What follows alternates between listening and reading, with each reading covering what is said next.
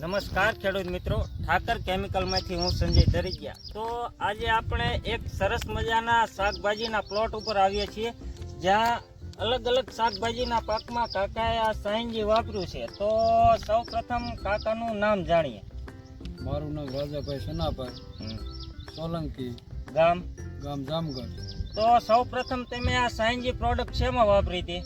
કાકડીમાં પહેલાં તો શરૂઆત કાકડીમાં કરી હતી, ત્યાર પછી બધા વાલ ખોલીને વાલોરમાં, મરચીમાં, સોળામાં.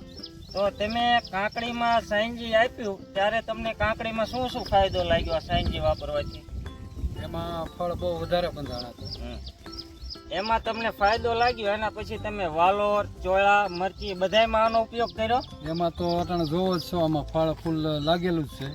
તો કાકાએ કીધું એમ તમે જોઈ શકો દર્શક મિત્રો કે વાલોરમાં અત્યંત પુષ્કળ ફાલ છે, ગ્રીનરી છે, અને આ બધું જોઈને એમને મરચીના પાકમાં, ચોળાના પાકમાં, તમામ પાકમાં સાયનજીનો ઉપયોગ કર્યો છે.